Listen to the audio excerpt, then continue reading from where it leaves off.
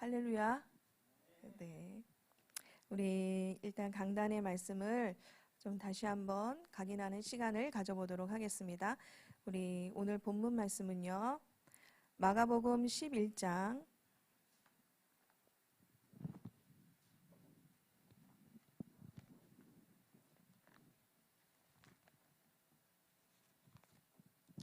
11장 우리 12절에서 14절 또 마가복음 11장에서 23절 우리 보겠습니다.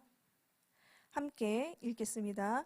이튿날 그들이 베다니에서 나왔을 때에 예수께서 시장하신지라 멀리서 잎사귀 있는 한 무화과 나무를 보시고 혹 그 나무에 무엇이 있을까 하여 가셨더니 가서 보신즉 잎사귀 외에 아무것도 없더라. 이는 무화과의 때가 아님이라. 23절 내가 진실로 너희에게 이르노니 누구든지 이 산더러 들리어 바다에 던져지라 하며 그 말하는 것이 이루어질 줄 믿고 마음에 의심하지 아니하면 그대로 되니라. 14절을 안 읽었나요? 그랬군요. 그리고 제가 오늘 더 강단 말씀을 하고 드릴 말씀은요. 우리가 사도행전 3장 한번 같이 본문을 읽어보겠습니다. 사도행전 3장 3절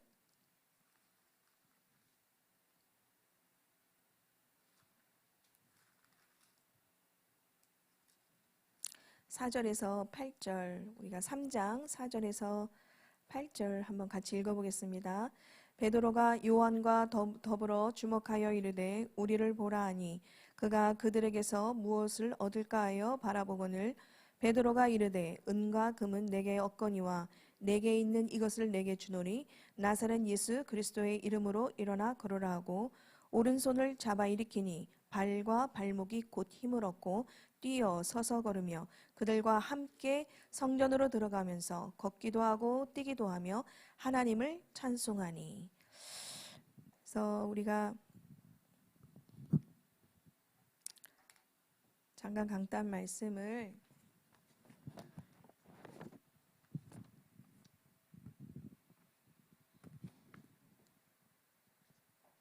말의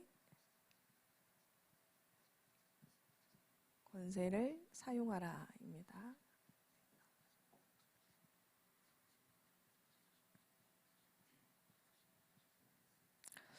제가 오늘 사도행전 3장 4절에서 8절을 읽었는데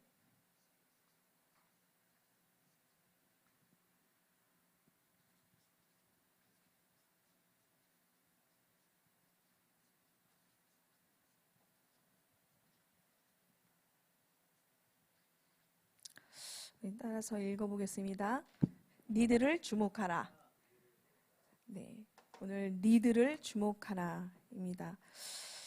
이따가 이제 잠깐 말씀 나누겠지만 먼저 우리가 말의 권세를 사용하라. 우리 목사님이 오늘 우리 1월 마지막 주에 주신 말씀인데요. 언어 치유 또 인생 치유 이렇게 얘기를 하셨습니다. 그만큼 오늘 이제 저도 이 본문을 읽었을 때 예수님 왜 이렇게 열매도 없는데 더구나 이 열매 없는 이 무화과 나무에게 이렇게 얘기하셔서 저주같이 얘기를 하시지? 이런 생각이 좀 하기도 했었거든요. 그런데 목사님도 오늘 그 얘기를 하셨는데 또 이런 게 아니라 많은 본문을 우리가 많이 오해하기도 했었다. 그런데 예수님께서 생애 이 끝자락에 무엇을 보여주고 싶으셨던 것인가를 얘기하셨을 때 내 말에는 권세가 있다. 이 얘기를 하고 싶으셨다는 거죠. 본문을 통해서. 그만큼 우리에게 주신 누구든지 우리가 23절 보면 너희에게 이르노니 누구든지 그러면 누구든지라는 얘기는 너희도 그럴 수 있다. 이런 얘기라고 하셨어요. 그래서 너희가 어쨌든 23절에 마음으로 의심하지 아니하면 그대로 되는 거. 그래서 이 말에는 굉장히 열매가 있고 권세가 있다. 그러니 너희도 내가 이렇게 말을 했을 때에 이런 열매가 있는 것처럼 내 말에는 이런 권세가 있기 때문에 너희도 이런 언어 치유와 인생 치유에 대한 얘기를 목사님이 얘기를 하셨습니다. 그래서 말에 권세가 있다. 그러시면서 가장 강력한 무기는 말이다. 그러셨어요. 그래서 하나님의 말씀을 듣고 또 선포하고 또 그러면 이게 기적이고 치유가 일어난다. 말 한마디가 가슴에는 비수가 되기도 하고 또 때로는 망가지기도 하고 세워지는 역사가 일으킨다. 제가 오늘 또 다른 본문을 사도행전 3장을 늘 이렇게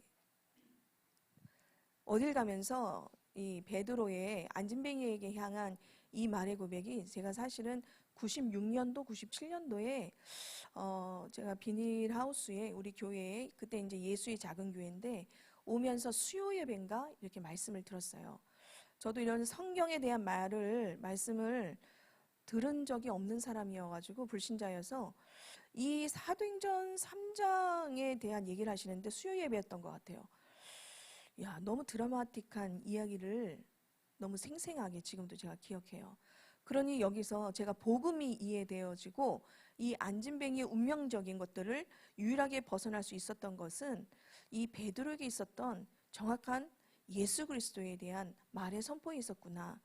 그때 이걸 들으면서 그때는 이제 복음이 뭔지도 잘 몰랐는데 굉장히 이 말이 저에게 굉장히 충격적인 이야기였습니다.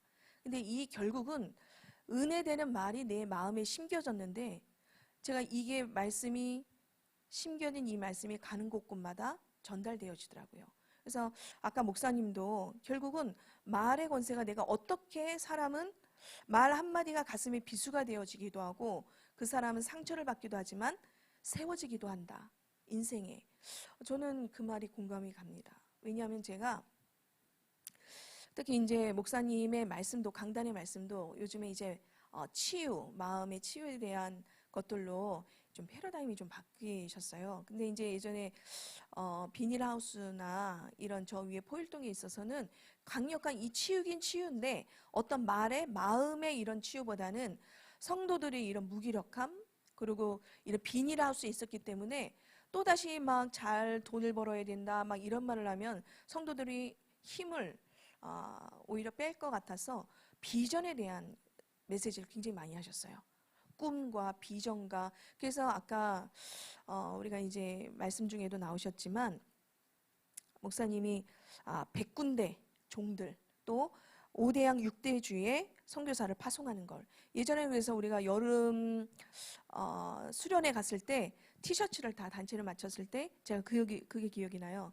100군데의 선교사 파송 이거를 이쪽에다 이렇게 티셔츠에다 단체로 맞춘 기억이 있거든요. 노란색인가 주황색인가 그랬는데 그만큼 목사님이 강력하게 이렇게 끌고 오셨을 수 있었던 것은 하나님의 주신 은혜고 말의 힘이라는 거죠. 저는 그런 얘기를 지금 이제 제가 26년째 오래되고 있는데 이런 메시지를 듣고 하나님이 나를 예선교회에 부르셔서 하나님의 말씀 가운데 세계유도 했지만 강단에 어떤 말씀을 듣고 세워지냐가 굉장히 중요하더라고요. 내가 어떤 말씀을 무엇으로 계속 듣고 내가 힘을 얻고 결국은 그 사람이 그 말을 강력하게 전할 수 있는 것은 들은 말에서 그게 열매 맺는 아주 중요한 것이라고 생각하거든요. 그래서 너희에게도 사실은 말의 권세가 있다. 이런 말의 권세에 대한 얘기를 하셨고 그리고 말은 세상에서 가장 강력한 무기도 하면서 때로는 이런 말이 인생을 행복하기도 하고 무너뜨리기도 한다. 그래서 인생을 바꾸려면 말을 바꿔라. 이거는 우리가 당연히 우리가 이제 사회생활을 하든지 직업을 통해서 우리가 일을 하든지 가정에서든지 이런 얘기는 습관적으로 해야 되는 게 너무나 이제 인정이 되죠. 그래서 어떤 이제 강사는 그런 말을 해요. 마덜텅스라고 그래서 이게 그냥 직역하면 우리가 엄마 혀 이렇게 되잖아요. 그래서 특히 남자들의 엄마의 그 말하는 투를 봐라. 두 남녀가 사귈 때. 왜냐? 남녀가 사귈 때 이 엄마의 말하는 이 투나 언어나 이걸 들어보면 분명히 이 아들이나 딸이 그렇게 한다는 거죠. 그래서 이거를 말을 강사하는 사람들이 이런 마덜텅 이런 얘기를 합니다. 그래서 이 말하는 습관은 어느 날 자녀를 키울 때 육아도 대물림이 있거든요. 어느 날 내 모습에서 자녀를 이번에 굉장히 정인이 사건 나오지만 어느 날 그 분노와 어떤 이런 자아상이 아이에게 그냥 전달되는 건 아니거든요. 이 아이가 양자였기 때문에 그런 것은 아닌 것 같아요. 그래서 우리도 이것만큼 사람의 말에는 사람이 대물림되는 게 있거든요. 고치려고 해도 이미 우리의 전두엽 간에 자뇌와 우뇌 간에 잊혀지지 않는 각인된 말이 있어요. 말투. 자기는 굉장히 옳은 말을 하고 논리적인 말을 하고 합리적인 말을 한다고 하지만 사람이 듣기엔 그거를 그렇게 듣지 않을 수도 있고, 자기는 남한테 상처 주지 않는다고 해도 이 말투나 아이러니한 이 말투, 부정적인 말투가 사람을 굉장히 공격하는 성향이 있는 말투가 되기도 하거든요. 그래서 우리는 이 뿌리 깊은 불신앙의 체질을 갖고 있다.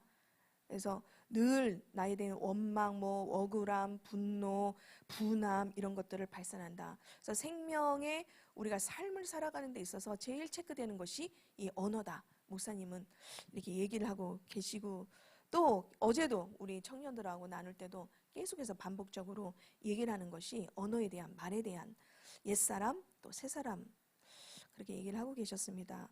그래서 우리가 말은 환경과 운명을 만든다. 그렇게 돼요. 아까도 이제 얘기했지만 우리가 말을 통솔하는 것은 부모가 하는 말이 자녀에게 전달돼서 이 자녀가 그대로 쓰고 있는 것이 어떻게 보면 우리가 운명론적인 말투거든요. 그래서 저도 이제 어린이집을 다녔었는데, 이제 애들이 엄마로부터 굉장히 말적인 언어 학대를 받은 아이는 저는 그냥 안녕 하고 이제 머리를 쓰다듬고 어깨를 쓰다듬고 등을 토닥토닥 이렇게 얘기를 해주는데 그걸 굉장히 거부해요. 그러니까 사랑한다는 건 알지만 익숙하지 않기 때문에 이거를 행동으로도 거부하더라고요. 왜냐하면 말에 참 이런 긍정적이고 살리는 말을 안 들어본 사람은 행동도 따라온다는 거를 제가 어린이집에 한 4살, 5살, 6살, 7살 이런 아이들이, 취약 전 아이들이 그런 영향을 굉장히 많이 받는다는 것을 저도 현장에서 또 보기도 했습니다. 그래서 이 말이라는 게 아이들은 표현력이 굉장히 어른같이 굉장히 이제는 능숙하진 않지만 엄마를 그려보라고 했을 때 굉장히 인상 깊었던 아이가 엄마의 입을 그리는데 이 입을 실로 꼬매버린 거예요. 그림에. 그 아이가 생각한 엄마의 자아상이 물어보지 않아도 엄마의 잔소리였을 겁니다. 그게 싫은 거겠죠. 그래서 이 엄마는 굉장히 이 아이가 바르게 자라고 어딜 나갈 때 놀이터에 가고 조심해, 바르게 해, 잘매, 늘 바른 얘기를 한다고 했지만 이 아이는 이 엄마의 말이 항상 입을 꼬매버리고 싶을 정도로 그렇게 표현을 하는. 그래서 우리가 이런 것들은 너무 많아요. 그런데 이렇게 늘 자라서부터 이런 말에 대한 부정적이나 긍정적이지 못한 말을 들은 성장된 사람과 가문과 가문이 만날 때는 굉장히 어려울 것 같아요. 그죠? 이 부부 생활하면서 다른 게 어려운 게 아니라 이런 언어적인 배경들, 그리고 내가 경험한 우리 창세기 3장에서 하나님과 같이 될 수 있다고 여겨지는 이 불안부터 여러 가지 정서와 여러 가지 면이 있거든요. 우리가 이런 거를 생각하지 않고 단지 우리가 예배 몇 번 참여했더니 내가 교회 생활 몇 년 했더니 이런 게 아닌 것을 우리가 말의 생활을 통해서도 알 수 있게 됩니다. 그래서 말은 우리가 자아상을 변화시킨다 그랬습니다. 특히 긍정적 자아상 또 부정적 자아상. 그래서 자아상은 말로 만들어간다 이런 말씀을 하셨고요. 그리고 성경적인 자아상, 그러면서 우리가 세 개의 우리 이제 성경 말씀을 얘기하셨죠. 고린도후서 5장 17절에 보니까 새로운 피조물에 대한 얘기를 하셨고, 요한복음 1장 12절에는 우리가 너무나도 많이 들었고 또 암송도 하는 하나님의 자녀가 되는 권세, 여기는 이제 내가 누구냐, 신분, 권세에 대한 얘기죠. 그리고 이사야 43장 1절에는 창조하시니 지으신 이가 나에게 너는 이제 두려워하지 말라, 내가 너를 구속했고 내가 너를 지명하여 불렀나니 너는 내 것이다. 그러니까 소유에 대해서 확실하게 인을 끼치거든요. 이제 너는 내 거다. 내 인생을 내 거인 줄 알고 살았는데 주인이 완전히 누구냐를 얘기하시는 거죠. 너는 내 거다. 하나님의 자녀인 것이다. 그러니 내가 너를 책임진다. 이런 얘기를, 그러니까 성경적인 자아상을 말씀하셨습니다. 그래서 우리가 생명의 언어, 치유의 언어, 회복의 언어, 이게 2주 전부터 계속해서 목사님이 말씀을 하고 계시거든요. 결국은 이 언어들이 우리의 삶을 통해 기적을 이룬다. 그래서 역발상하라. 오히려 내가 말하고 싶을 때 너는 싫어, 낙심하고 그랬지만 오히려 난 낙심하지 않아, 나는 괜찮아, 굉장히 멋진 사람이야, 이런 역발상 하는 게 굉장히 중요하다 얘기를 하셨고요. 그래서 생명의 언어에는 우리가 뭐 사명의 언어, 용서의, 또 믿음, 행복, 감사, 이런 얘기를 아주 구체적으로 얘기를 하셨습니다. 그리고 치유, 회복의 언어, 또 특히 우리가 이제 치유는 질병, 또 마음, 생각, 환경, 치유를 선포하라, 이런 얘기를 하셨거든요. 제가 가끔 보는 이제 프로그램 중에 어떤 프로그램인데 이제 오은영 박사가 나오는 게 있었어요. 근데 이 아이가 이제 9살 아이인데 굉장히 뭐만 하면 무기력하고 무능력하게 나타나고, 말의 표현이 조그만 말을 시켜도 내 생각을 지워달라고 계속 끊임없이 생각을 지워달라, 내 뇌에 있는 생각을 지워달라고 계속 얘기를 하는 거예요. 그래서 굉장히 이런 솔루션이 기간이 좀 긴 아이였는데, 아니 어느 날 보니까 오은영 박사가 뭘 치유를 해주고 있냐, 소근육, 대근육을 먼저 치유하고 있는 거예요. 이 아이는 지금 말이 나 너무 싫다, 그만해 뭘 말을 못 시켜요. 이 아이는 막 자기 생각을 지워달라고 하니까 뇌에서. 그런데 이 얘기를 듣고 이 솔루션의 첫 번째가 뭐냐, 오은영 박사는 이 아이에게 계단을 오르락 내리락 하는 것을 시키더라고요. 다리의 근육, 또 손의 근육들을. 왜 그럴까? 나는 참 이해가 안 갔어요. 근데 이번 주에 제가 목요일 날 만난 어떤 엄마의 자녀도 얘가 ADHD 아이 증상을 가지고 있는데, 지금 언어 치유 학교를 갔는데 제일 먼저 이 소근육, 대근육 발달을 얘기하더라는 거죠. 우리는 언어하니까 막 말쟁이 같이 말만 잘하는 거를 아는데, 사실은 우리의 모든 말, 뇌, 이런 근육들이 다 합쳐져 있는 통합 교육이라는 거예요. 그래서 우리가 4차 혁명의 제일 키워드는 뭐냐? 통합이에요. 통합. 융합이고.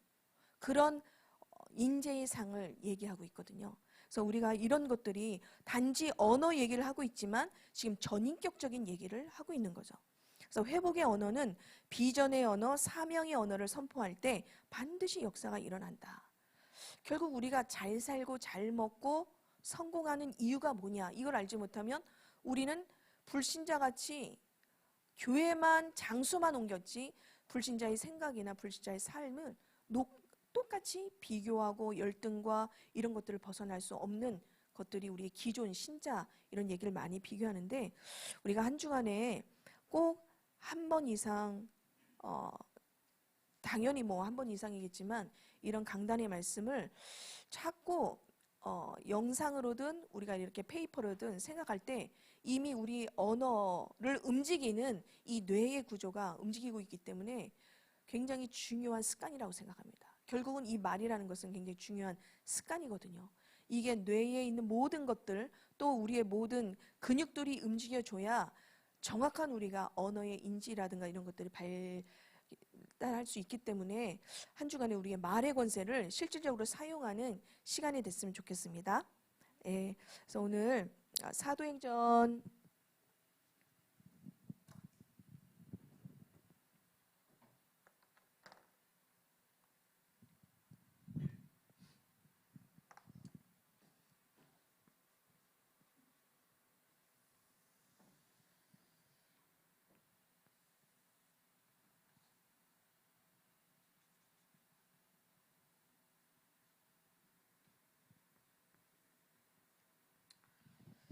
저는 아까 이제 강단의 말씀을 들으면서 이 과거, 현재, 미래에 대한 생각을 좀 하게 됐습니다. 우리가 과거에 어떤 것에 주목해야 되느냐. 우리가 사람을 대할 때 제일 먼저 베드로가 성령의 사도행전 2장의 역사를 경험하니까 제일 사람에게 보였던 것이 뭐냐니까, 다른 사람은 그냥 안진뱅이여서 오늘도 급급하게 살아가야 될 돈이나 주고 때로는 식량을 채워주고, 그게 보였겠지만은 베드로는 요한과 같이 올라갈 때 보이는 게 틀렸어요. 주목하는 게 틀렸어요. 우리는 과거에 어땠느냐?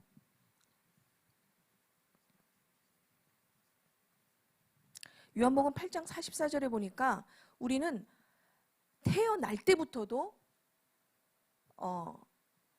마귀에게 났습니다. 너희는 너희 아비에게서 났다. 벌써 출신 자체가 사람들은 그렇게 생각하거든요. 무슨 아기가 무슨 죄가 있냐. 그러니까 죄는 우리가 행위로서 굉장히 나쁜 짓을 해야만 우리가 죄라 그러는데 이미 우리는 하나님 떠난 인간은 나면서부터 죄인인 거죠. 분리. 그래서 우리는 벌써 우리의 아비가 마귀예요. 아비가 틀리기 때문에 우리 뭘 해도 이걸 벗어날 수가 없는 거예요. 그래서 우리의 과거에 내가 예수 그리스도를 믿기 전에 우리의 과거가 분명히 어떤 것에 있었는지를 우리가 이제 주목해야 되는데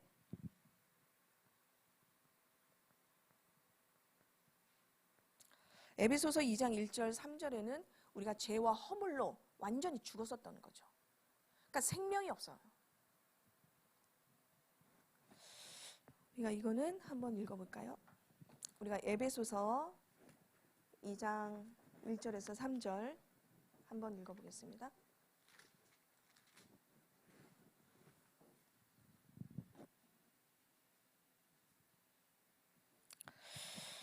그는 허물과 죄로 죽었던 너희를 살리셨도다. 그때의 너희는 그 가운데서 행하여 이 세상 풍조를 따르고 공중의 권세 잡은 자를 따랐으니 곧 지금 불순종의 아들들 가운데서 역사하는 영이라.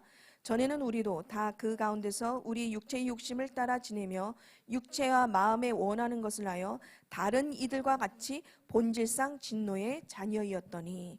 성경은 아주 정확하게 얘기해 주고 있어요. 이미 우리의 출생 자체가 마귀의 자녀일 뿐만이 아니라 세상 풍조를 따르게 되고, 그러니 육체와 마음에 원하는 것을 하게 되면서 다른 이들과 같이 본질상 진노의 자녀였습니다.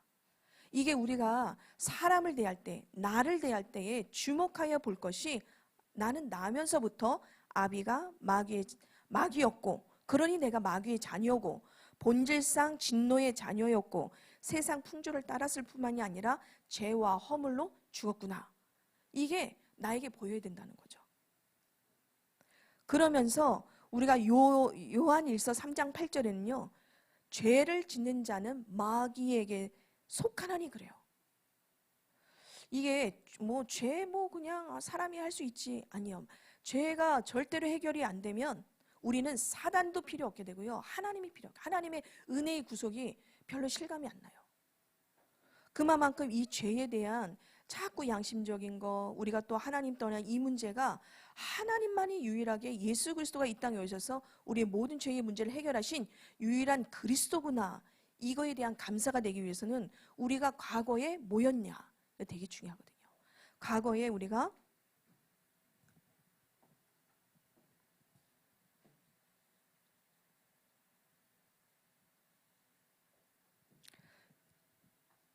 요일 3장 8절에 내가 죄를 지었기 때문에 마귀에게 속하였다. 소속이에요. 소속이죠.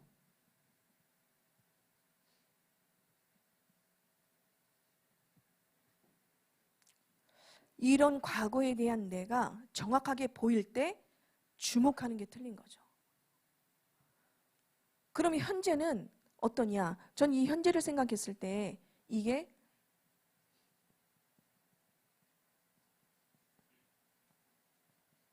신분 권세에 대한 언어다. 이렇게 생각했어요. 아까도 이제 신분 권세에 대한 얘기를 했는데 이미 우리는 누구죠? 현재 우리 누구의 자녀입니까? 그렇죠. 내가 누구냐는 거예요. 내가 누구냐? 이게 나에게 굉장히 중요한 신분이에요. 하나님의 자녀이기 때문에 따라오는 게 권세이거든요. 지금 현재 본질상 진노의 자녀이었고 세상 풍조를 따라 지금도 불순종하는 영에 사로잡혔던 내가 지금 예수 그리스도의 은혜로 말미암아 영접할 때 신분과 권세가 변했다는 거죠.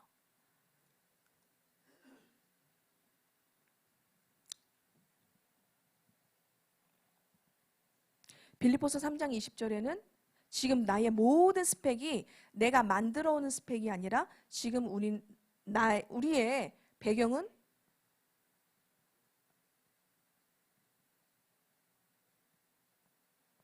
하늘의 배경을 갖고 있는 시민권을 갖고 있다는 거예요. 영주권도 굉장히 귀하지만 시민권은요, 이 미국 자체의 나라에서 보호를 받고 있어요. 시민은. 지금 우리 꺼루나요 자매가 있어요. 네팔. 지금 병원도 갈 수 있고 진료도 갈 수 있어요. 그런데 나라에서 주는 혜택은 받지를 못해요. 왜 그럴까요?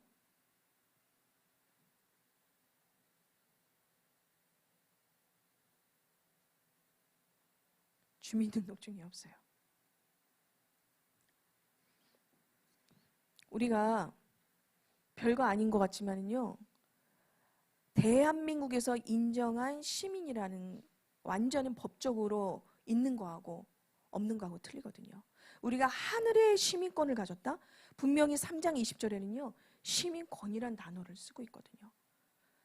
이게 오늘도 나에게 보이지 않는 영적인 배경이 나에게 누려지지 않으면 다시 우리는 창세기 6장 3절에 보니까 육이 되니라 그랬거든요. 하나님의 영이 떠나면 우린 육이 될 수밖에 없어요. 육은 뭐냐? 눈으로 자꾸 우리의 눈으로 하나님의 축복을 제한시켜요.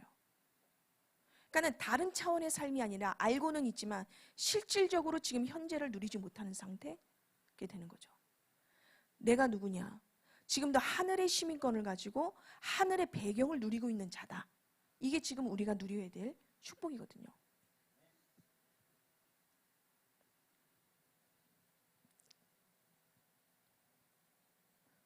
지금 우리는 뭐예요?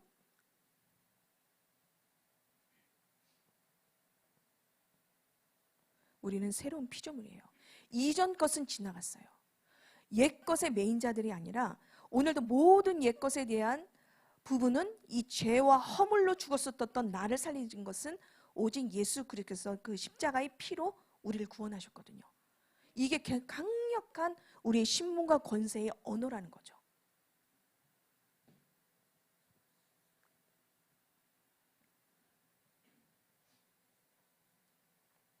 아까 뭐죠? 소유. 너는 내 것이다. 내가 너를 지명하여 불렀다. 네가 성품이 좋고 네가 철학을 잘하고 잘 살았기 때문에 내가 너를 자녀 삼아준 것이 아니라 내가 너를 지명하여. 왜? 내가 너를 만들었기 때문에. 하나님이 태초에 모든 만물의 주인이 누구냐는 거죠. 창조주.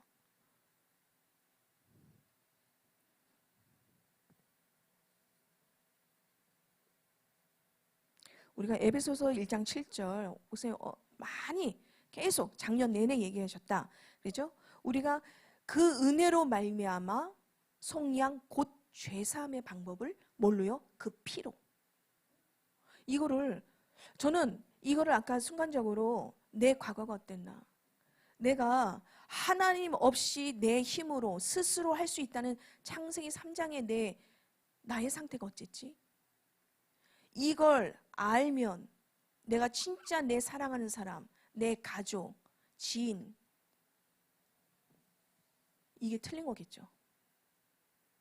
그냥 오늘을 그래 뭐 내일이면 어떻게 되겠지, 내일 또 뭐 하나님의 은혜로 뭐 시간표 따라 그런 얘기가 잠이 올까?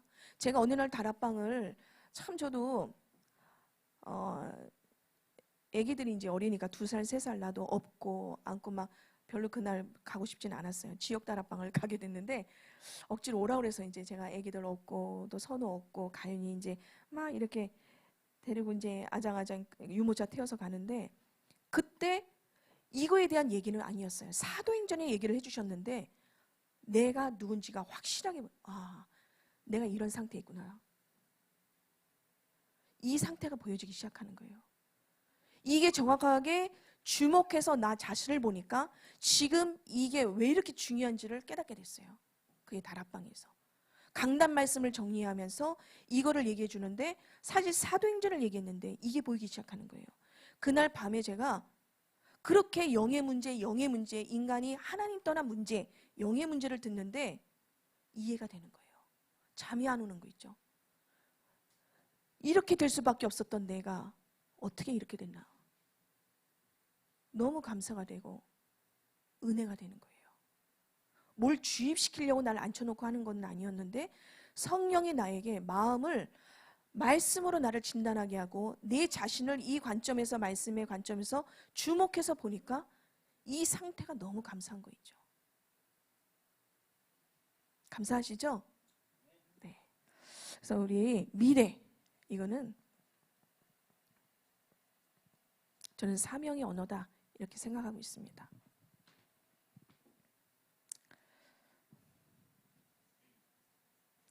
이제 부활 이후 이제 하시기 전에 우리에게 주신 건데,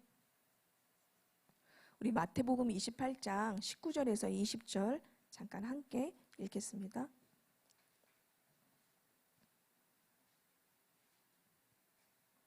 마태복음 28장 19절에서 20절. 그러므로 너희는 가서 모든 민족을 제자로 삼아 아버지와 아들과 성령의 이름으로 세례를 베풀고 내가 너희에게 분부한 모든 것을 가르쳐 지키게 하라. 볼지어다 내가 세상 끝날까지 너희와 항상 함께 있으리라 하시니라. 저는 이 말씀이 이게 안 보였을 때는 늘 그냥 해야 되는 부담으로 여겼어요. 그런데 내 과거와 지금 현재에 대한 상황을 내가 보이기 시작하니까 정말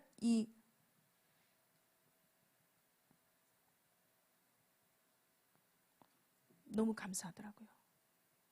사람들은 항상이 안 되기 때문에 배반했다고 생각하거든요. 상처를 입었다고 얘기를 해요. 그런데 나 같은 곳에 어떻게 항상 함께 하신다고 약속해 주셨지? 말씀으로 약속해 주셨지? 너무 감사한 일이더라고요.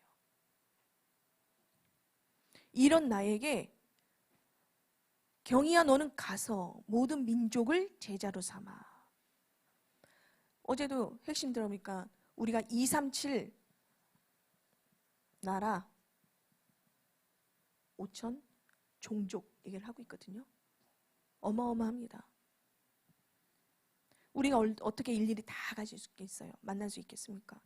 그런데 내가 우리 자신이 하나님의 말씀만 분명히 하나를 잡아도 하나님은 나를 통해 또 나와 관계된 사람들을 모두를 통해 이거를 살리고 이거를 살리기를 약속해 주신다는 거예요.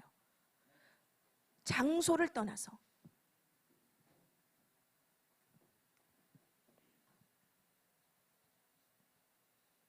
오직 성령. 오직 성령이 너희에게 임하시면 너희가 권능을 받고 예루살렘과 온 유대와 사마리아 땅까지 이르러 내 증인 되게 해주시겠다는 거죠. 너희 상관없이 성령이 임할 때 증인 되게 해주겠다. 이것만 생각하는데요. 제가 하루를 시작할 때에 내 과거 어디에 소속돼 있었나, 지금의 나, 앞으로의 나, 이것만 생각하는데요. 눈물겹도록 있잖아요. 기도를 하려고 하는 것이 되어지더라고요. 하려고 하는 게 아니라 애쓰고 이거 안 하면 이상할 것 같고 그랬던 적도 있어요. 그런데 이 주신 나에게 약속하신 말씀만 다시 상기시키는데 나를 새롭게 변화시키고 있더라는 얘기죠.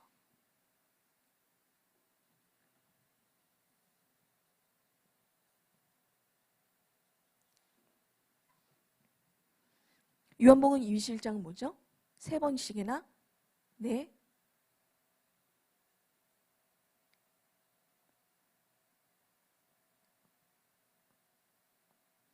저는 후대라고 생각해요. 내 어린 양을 먹이라. 뭐 때문에 삽니까? 우리가 뭐 때문에 돈을 벌고 무엇 때문에 우리가 오늘도 단 하루를 살아도 생명을 소유한 자로 살아야 되나? 왜 교회를 세우고 현장을 살려야 되나?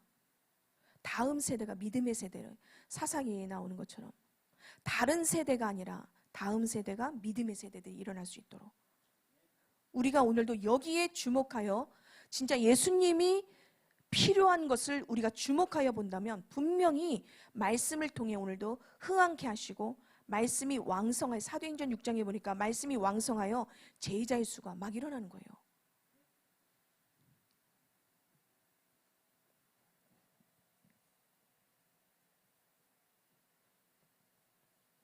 마가복음 16장 15절은 뭐죠?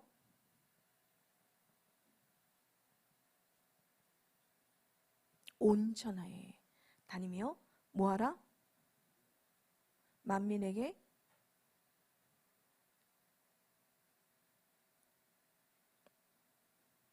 온 천하에 다니며 만민에게 복음을 전파하라입니다. 가슴 뛰죠? 가슴 뛰지 않으세요? 저는 내가 이 몇 번 들었다 이게 중요하지 않아요. 지속적으로 내가 듣고 있는 말씀이 뭔가, 오늘도 나의 심장을 그리스도의 심장처럼 뛰게 하는 내용이 뭔가, 오늘 내가 흘리는 눈물이 진짜 어떤 눈물이지? 심장에 이상이 있어서 부정맥이어서 심장이 뛰는 것이 아니라 오늘도 나의 심장을 뛰게 하고 내 눈물을 흘리게 하고 나의 가슴을 무엇으로 오늘도 뛰게 만드는 것은 우리에게 주신 과거, 현재, 미래에 대한 정확한 하나님의 말씀 따라가는 흐름 속에 있기 때문에 그런 거죠. 저는 우리 교회가 하나님이 나를 정말 불신자 한 사람을 가정과 가문을 부르셔서 이 자리에 세우신 것처럼 네가 오늘도 성령이 오직 충만하기만 하면 증인돼 주겠다. 그 약속을 저를 보니까 당연한 거예요. 아직도 우리 대학 청년들에게는 한 사람을, 한 가정과 가문을 볼 때에 이 관점으로 예수 그리스도께서 필요하신 거 내가 채우겠다. 뭘로? 이런 매뉴얼을 가지고. 이것만 있다면 우리는요, 부흥은 노력해서 되는 것이 아니라 당연히 말씀이 흥왕하고 왕성해지면 제자의 수나 또 모든 교회가 일어나는 겁니다. 우리가 이러한 우리 대학 청년부들이 힘을 얻고 한마음 한뜻이 되어져서 모든, 지금 저는 여기다가 하나를 더하면 빈 곳입니다. 나에게 예수님이 우리에게 필요를 채우셨던 것처럼 정말 예수님이 우리를 통해 이 빈 곳이 뭔가 이게 보여줘야 돼요. 때로는 그게 목장이 될 수 있고요. 때로는 우리의 가정이 될 수도 있고요. 우리 가문으로부터 흘러내려오는 이 꺾을 수 없는 저주와 재앙이 있을 수도 있고요. 그냥 흐르게 하지 말고 진짜 복음으로 완전히 단번에 영원히 해결하신 십자가의 그 보혈로 우리가 끊어야 돼요. 안 그러면요, 뭘로 타든 이게 흘러내리거든요. 흐름이기 때문에. 한 주간에도 우리가 이런 말의 권세를, 특히 하나님이 주신 이 말씀의 권세를 가지고 사용하시는 현장 되고 세우시는 현장 되길 바랍니다.